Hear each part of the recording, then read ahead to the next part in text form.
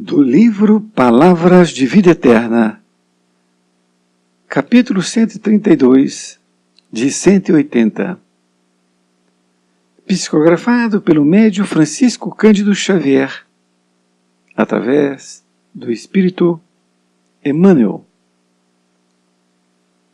Capítulo 132, Diante da Providência. Procura apresentar-te a Deus, aprovado como obreiro, que não tem de que se envergonhar. Paulo, 2 Timóteo, capítulo 2, versículo 15. Digna de registro a observação do apóstolo Paulo a Timóteo sobre a melhor maneira de mostrar-se a Deus. Contrariamente à inquietação de muitos religiosos do mundo que aspiram ao supremo destaque espiritual, o amigo da gentilidade, cuja fé amadurecera em ásperos testemunhos de sofrimento, não recomenda ao discípulo qualquer aquisição de atributos especiais. Não lhe pede entretecer láureas de herói para a cabeça e nem lhe aconselha demandar o excelso encontro, alardeando certidões de santidade. Não articula regras, a fim de que se sobreponha à presença dos outros, e nem lhe traça penitências ou rituais tendentes a bajular a paternidade divina. Roga-lhe simplesmente viver de tal modo que possa comparecer diante de Deus, na posição do trabalhador de reta consciência, honrado nas obrigações bem cumpridas. Se queres, por tua vez, atingir a esfera superior, para compartilhar as alegrias dos que se identificaram com o infinito amor, não te percas em fantasiosa expectativa de imunidade perante a lei. Atende cada dia aos deveres que a vida te prescreveu, leal ao serviço e à paciência, e estejamos convencidos de que a mais alta forma de apresentar-nos à providência será sempre a do obreiro honesto, aprovado na tarefa de que foi incumbido e que nada tenha de que se envergonhar. Querido amigo, querida amiga, aqui estamos nós diante de mais uma bela lição, extraordinária lição. Neste capítulo 132, que Emmanuel intitulou de Diante da Providência, Paulo, foi uma passagem dele utilizada, diz: procura apresentar-te a Deus aprovado como obreiro que não tem de que se envergonhar. Então foi anotado por Paulo quando ele escreveu 2 Timóteo, capítulo 2, versículo 15. Antes de darmos sequência, vamos fazer um pequeno esclarecimento ou um questionamento, podemos assim dizer. Quando Paulo diz, procura apresentar-te a Deus, aprovado como obreiro que não tem de que se envergonhar, apresentar a Deus quando? Como? Porque você pode pensar assim, apresentar-te a Deus como quando desencarnar, quando findar essa encarnação. Sim, pode ser uma forma, uma das situações, podemos assim dizer. Mas pode ser também quando você está orando, porque você está se ligando a Deus, à providência, e pode ser nos pequenos momentos de cada dia. Por quê? Para que você possa apresentar-se a Deus aprovado como obreiro, você tem que estar fazendo obras que você não possa se envergonhar, não é mesmo? Então, é um trabalho. Eu não posso dizer, não, como eu vou morrer daqui uns anos, então daqui uns anos é que eu vou fazer boas obras para que eu possa me apresentar a Deus e não ter como me envergonhar. Não é bem isso, né? Nós sabemos que não é bem isso. Então, diante da providência, diante de Deus, nós temos que nos apresentar como obreiro, que não tem como se envergonhar, e qualquer momento. Seja na oração, seja no trabalho, seja em casa, seja diante da morte física, não é mesmo? Então Emmanuel começa a nos dizer assim: digna de registro a observação do apóstolo Paulo a Timóteo sobre a melhor maneira de mostrar-se a Deus. Olha, então aqui Emmanuel já começa a dizer mais ou menos isso. Então, ele diz que é digna de registro a observação do apóstolo Paulo a Timóteo sobre a melhor maneira de mostrar-se a Deus. Ou seja, mostrar-se a Deus. Ele seja em qualquer situação.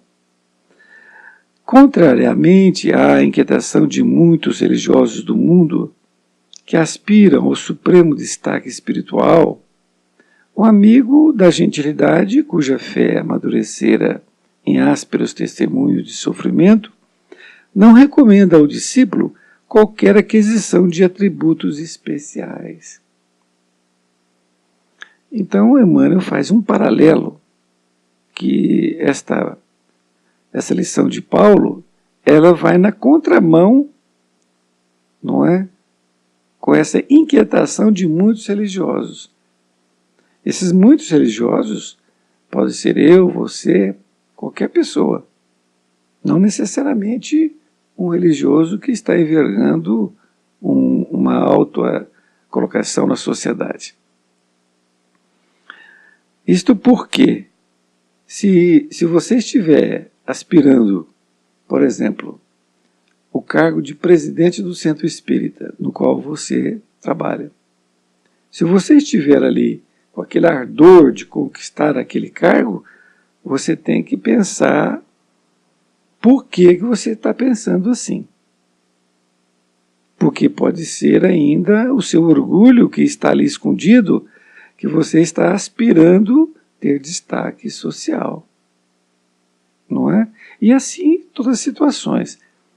Então, se você aspira a um determinado cargo, você tem que pensar por que você está aspirando ele. Nesta outra parte, ele diz, não lhe pede entretecer lauras de herói para a cabeça, e nem lhe aconselha demandar o excelso encontro, alardeando certidões de santidade. Olha que coisa interessante.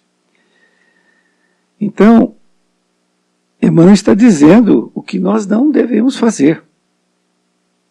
Então nós não temos que ficar pensando que nós somos heróis, que nós fizemos um bom trabalho, um excelente trabalho, e também não nos aconselha nós acharmos que nós temos certidões de santidade, essas certidões que nós fizemos isso, fizemos aquilo, e portanto nós já somos santos. Então, isso me lembra uma situação que está num dos livros, quando um presidente do centro espírita, ele desencarna. Ele desencarna e está ali esperando alguém vir ajudá-lo. Porque ninguém veio ajudá-lo naquele momento do desencarne. E aí chega uma luz naquela escuridão, e ele então fica maravilhado. Ele acredita que aquilo seja uma santa, um santo que está chegando ali para ajudá-lo, porque ele orou muito naquele momento pedindo ali ajuda. E aí essa entidade que veio lhe ajudar começa a dizer para ele ter bom ânimo e tal, essas coisas. E ele então pergunta quem é, não é? Essa entidade pergunta para ela. E ela diz que ela era aquela senhora que ficava no fundo do centro espírita todas as semanas assistindo as palestras dele. E ele então fica, de certa forma, assustado, porque se ela era uma velhinha que ficava lá no fundo do centro espírita e escutando suas palestras, e ele ali como um excelente orador, ele devia ter essa luz própria também, e no entanto não tinha. Então é o que ele depois, já consciente, explica.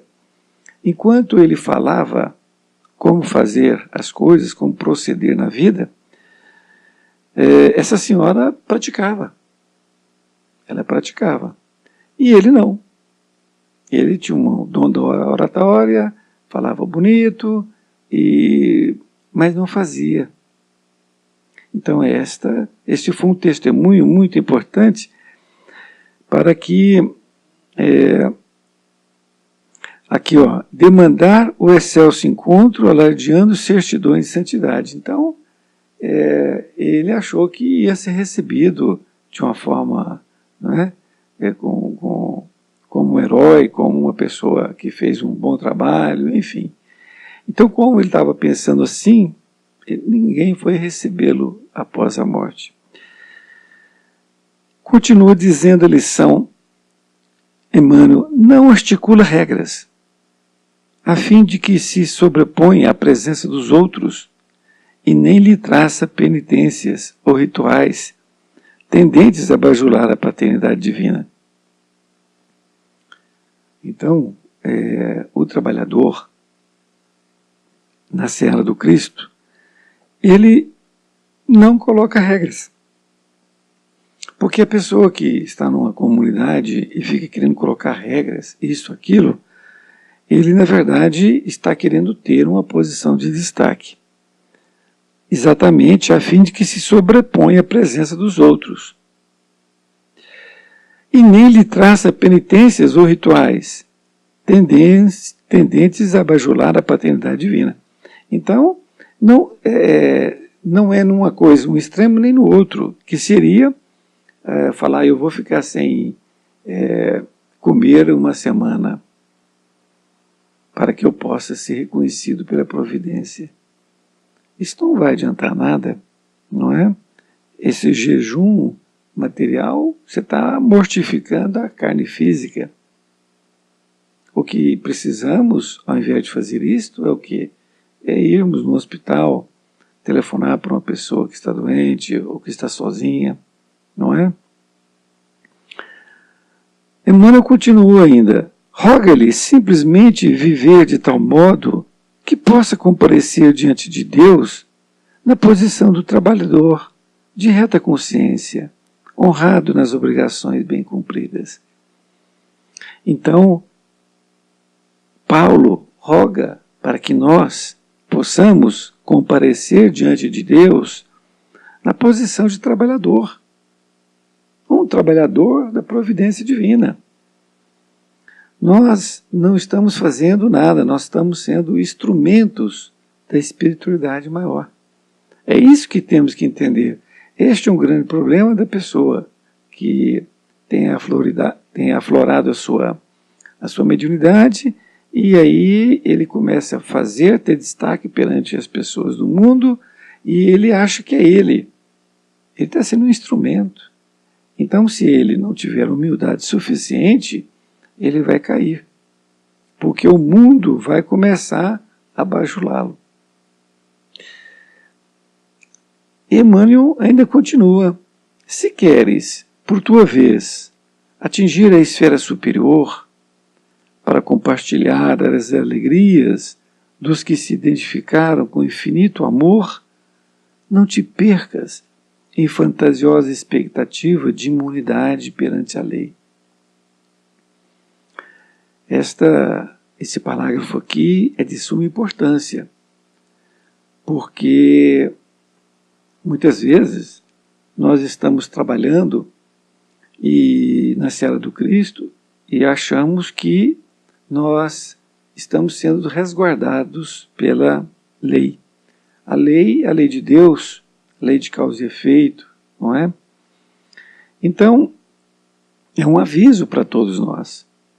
Então, repetindo, ele diz: se queres, então se você deseja atingir a esfera superior, para compartilhar as alegrias dos que identificaram com o infinito amor, ou seja, você quer compartilhar com os anjos, podemos assim dizer, os espíritos superiores, porque eles identificaram, eles estão com o infinito amor, estão ali na sintonia de Deus, de Jesus, não é? Se você deseja isso, não te percas em fantasiosa expectativa de imunidade perante a lei. Então, se você está a caminho, continue. E se você sofrer algum tropeço, continue. E não fique pensando que os bons espíritos tinham que te auxiliar ali para aquilo não acontecer com você. Muito pelo contrário. É o momento de você dar o testemunho, de você ultrapassar, porque as dificuldades vêm para nós para que nós possamos sobrepô-las, ultrapassá-las. Somente assim há o crescimento.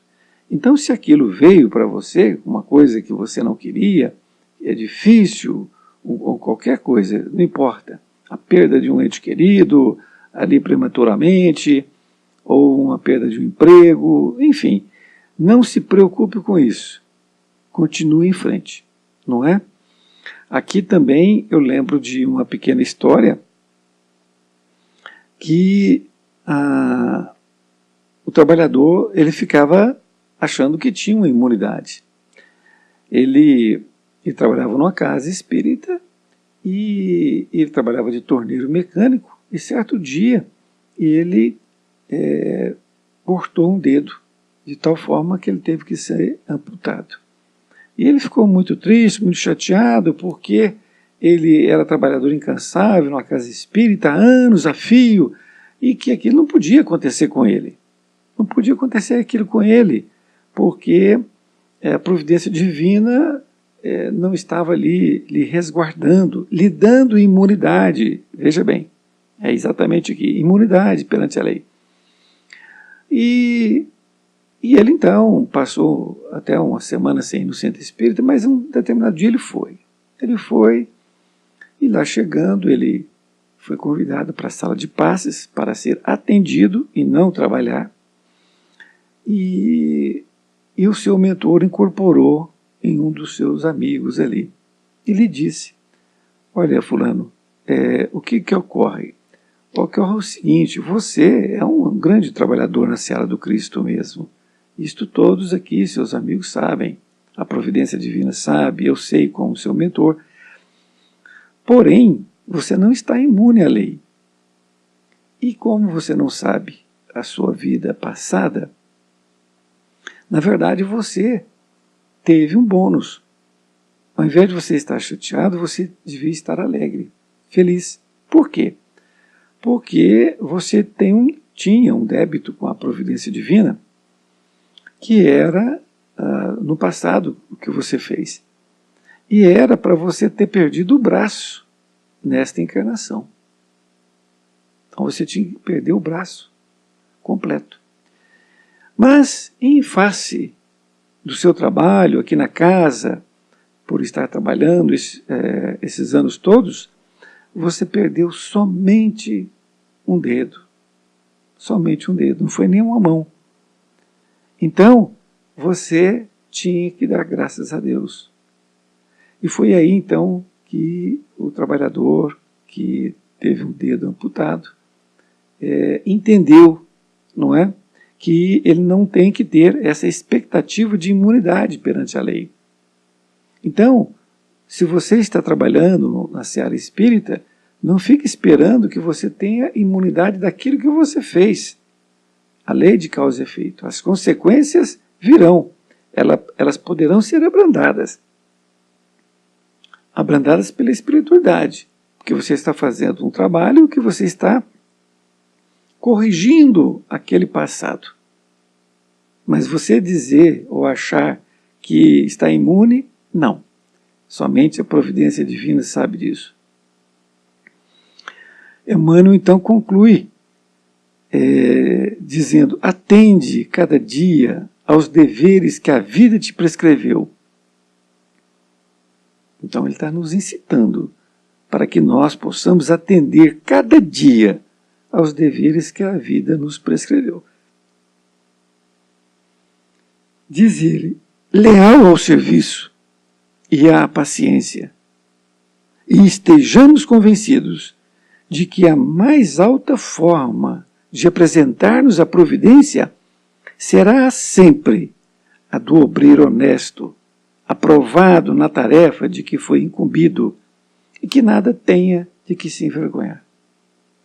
Então a lição ela é simples e destituída de qualquer sonho que a gente esteja divagando a respeito da espiritualidade. Não importa onde esteja, não importa o trabalho que estejas fazendo dentro da casa espírita, não fique almejando cargos, que este é um grande problema ainda na doutrina espírita, disputando cargos. Não faça isso. Simplesmente coloque à disposição. Se você for convidado, você aceita o convite, não é? E veja como um encargo, como uma prova maior para você. Não veja aquele convite como se fosse uma benesses, agora eu vou ter destaque junto aos meus. Nada disso, isso é orgulho. Cada convite que você tem para assumir um compromisso dentro da casa espírita é um encargo, é um compromisso, é realmente um dever. Não tem nada de levar aí a sua arrogância à frente.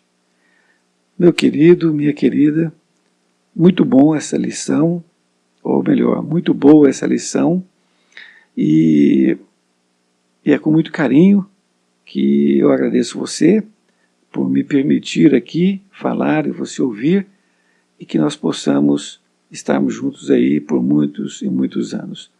Um grande abraço e até mais ver. Fique com Deus.